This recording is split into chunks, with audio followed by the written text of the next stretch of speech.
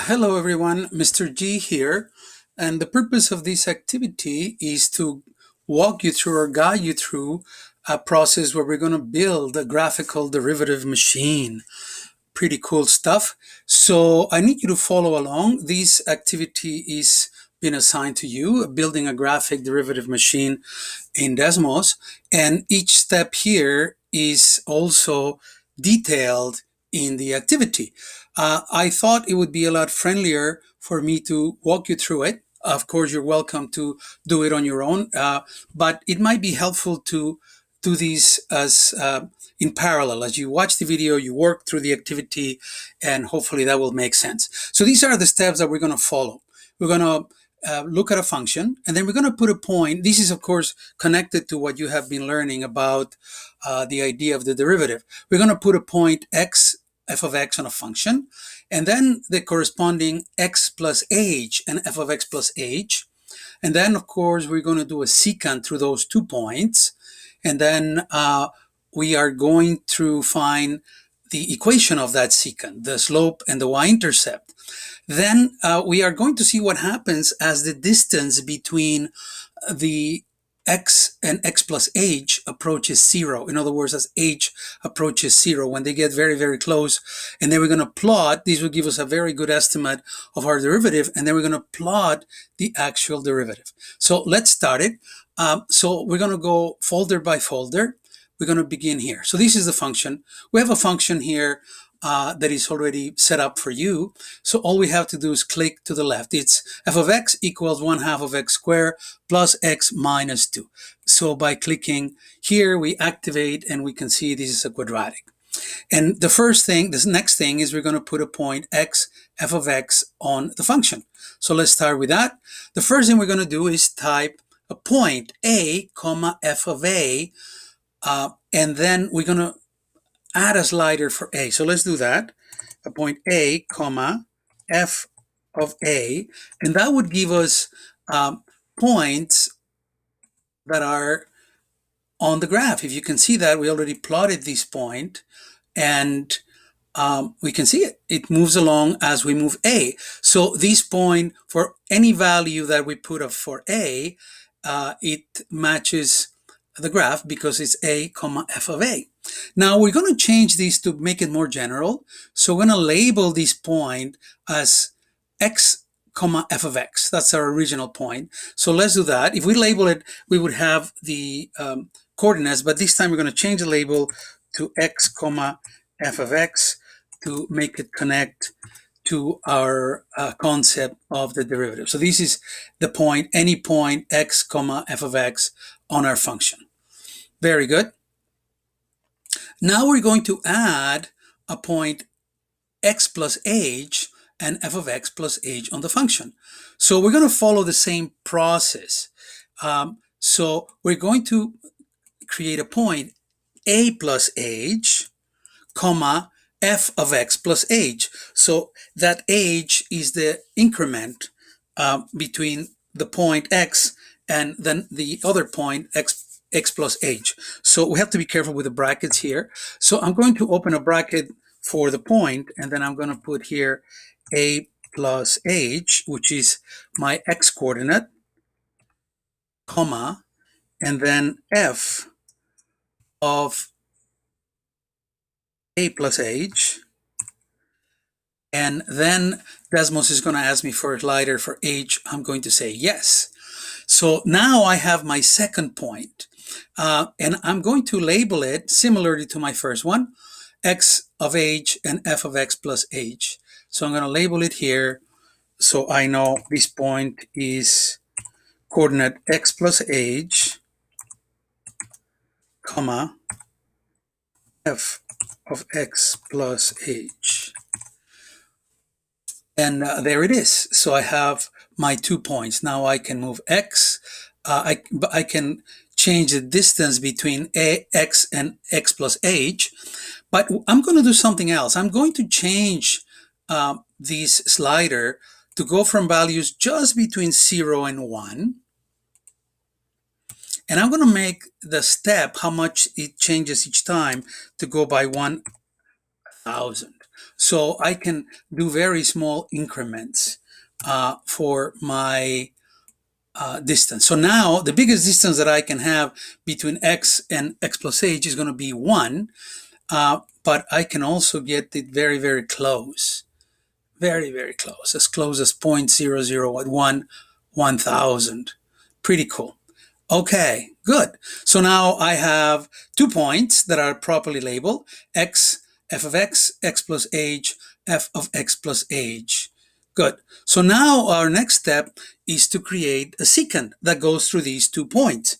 So we will build the secant, which we know it's a straight line that goes from one point to the other, and see how they are connected. I can move my value for x here, and the other point follows based on the distance that I placed. Alternatively, I can move the slider for a, and the points move as well. So I can do it either directly on the graph or by moving the value of the slider for a. The slider for h makes my points come closer or further apart. So I'm going to leave the slider for h close to 1. And then I'm going to go and find the secant of these 2 points. Well, we have the idea that this secant is just our old slope formula, the slope of the secant. So our old y1 minus y2 over xy minus x2. The only difference is the values that we have. So instead of having f1, y1, y2, and x1, x2, we have these values of a plus h and f of a. So our slope, m, will be, we're going to put a bracket because we're going to have a quotient, and we're going to have our first point, which would be f, or let's say y1, f of a plus h minus f of a. So that's the difference on the y values of the 2 points, and I'm going to come after the brackets, do my division. And when I think about it, the distance between 2 points would be h. So I'm going to put that. And voila, I have here the slope of my secant between these 2 points when x or a is 0.5, and when the distance between them is 0.93. That's the slope. I can see the slope here as a fraction if I want to. Desmos is pretty cool about it. So now I have the slope of these secant. And of course, this is all dynamic. As I change the point, look what happens to the value of the slope, right? If my point x changes, the slope increases, decreases, and as the points get closer, the slope also is changing. Everything is connected. So we have the slope for our secant. Now we need the y-intercept, so we can then draw the line of the secant. So how do we find the y-intercept? Well, this is from the old y equals mx plus b. So we need to find b, which is our y-intercept. So our equation for b would be b equals y minus mx. But of course, now we're using function notation. So instead of having y, we have f of a. And that could be for any point. So b would be equal to f of a minus the m that we just figured out times x, which is a, meaning at any point.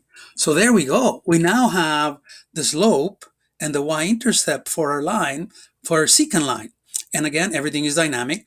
So now, guess what? We are going to type the equation for that line.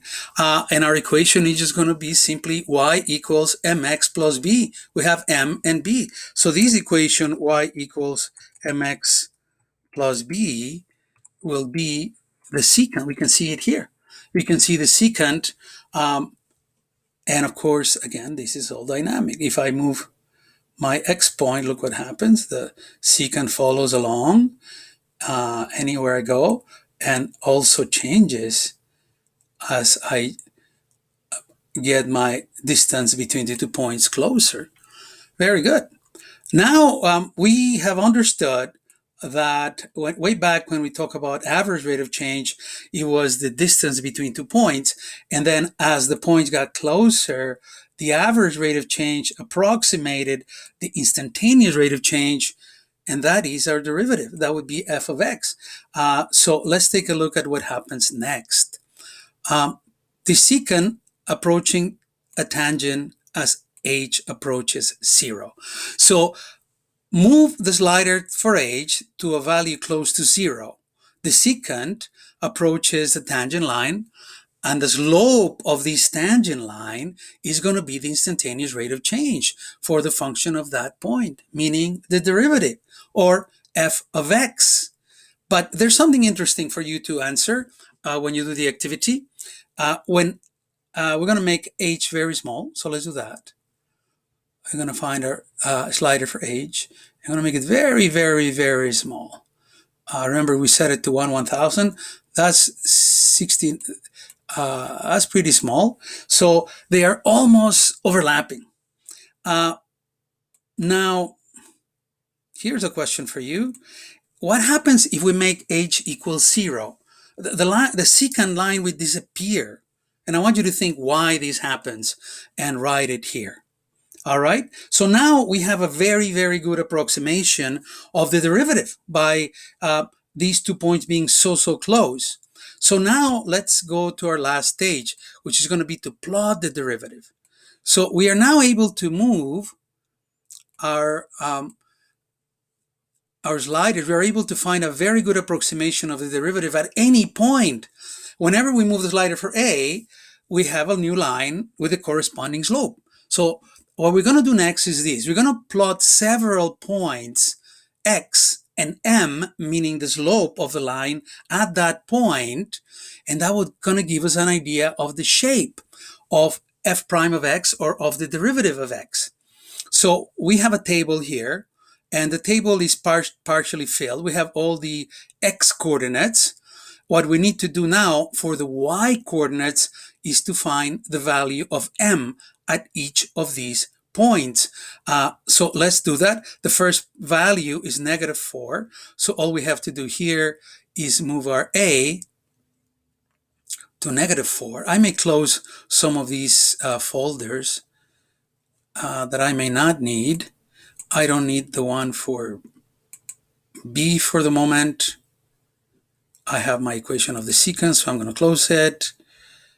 I can close this one as well. So then my work is easier to see.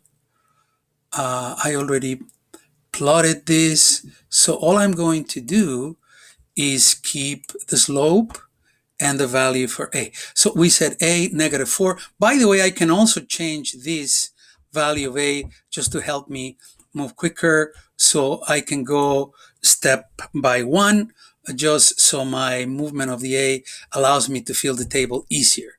So there is at -4. When a is -4, m is -2.995. Okay, so it's pretty close to 3. So I'm going to round to the nearest integer. So this is going to be -3. And when I do this, notice that I plotted my first point for the derivative. In other words, when x equals -4, the slope, we can see the black line is negative, and the slope of that line would be -3, about -3. Okay, now we're going to move a to -3.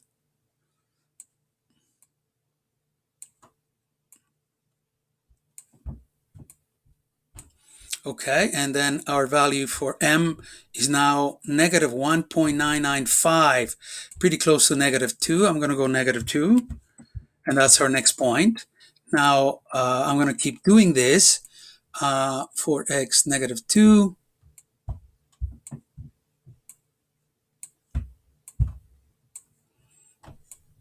And I can see that that's about -1. And I'm beginning to see perhaps a bit of a pattern. And we can see that in our scatter plot. I'm just going to continue doing this for the next value. So I'm going to go from -1 all the way to 4.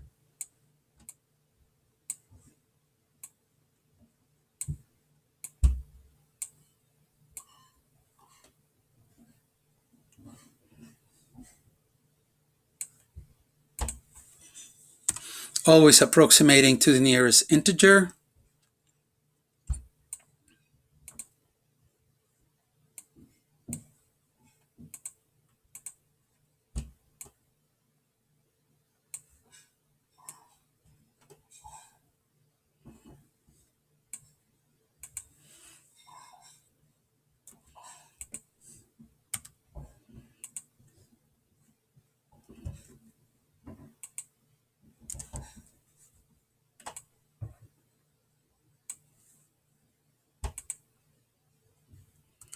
And there is a scatter plot of the derivative. Well, of course, we can see this suggests a certain type of function. And we can easily see that it very much is a linear function. So given this, we can look at our table of values. Of course, remember, it's a very close, it's a good approximation, but it's still an approximation. But nonetheless, it's pretty good. So now I can see here, using the table of values, I can determine the equation of these functions with the red dots. And of course, this is friendly. We know, number one, that it's a linear function. Number two, we know the rate of change. If we observe the table of values, I notice that the first differences, or the rate of change, is 1. Every time that my x increase by 1, the y also increases by 1. So the slope of this line will be 1, and the y-intercept at 0 is 1. So my line that represents the derivative is going to be 1x, or x plus 1. There it is, and we can see this line. I'm going to change it to red, just to differentiate it from the other. And this is the line that represents the derivative of the function in blue, the quadratic that we had at the beginning. So I hope you follow along and you appreciated what was happening. So now we have determined this derivative. Of course, we can do it from first principles, and we are going to learn how to do it, of course, more efficiently. But this is our machine. Now, what is interesting about this machine is that it literally is a machine. That means that on the next page, you will be exploring a function of your choice. And just to make your life easy, I put a function here, but you can change to any function you want. But everything else is filled in with a few exceptions. So you won't have to type everything we just did. You can change the function, but I just want to show you what this does. I put here a basic exponential function, and I can see what it does. But I can see here that all my points are already there. I already have the labels for x and f of x, etc. So with this, you will be able to plot the derivative for any function you want. Pretty cool. So that's why this is our machine. I hope you followed along, and I hope you got a better, deeper understanding on the meaning of the derivative through this activity. Thanks for watching.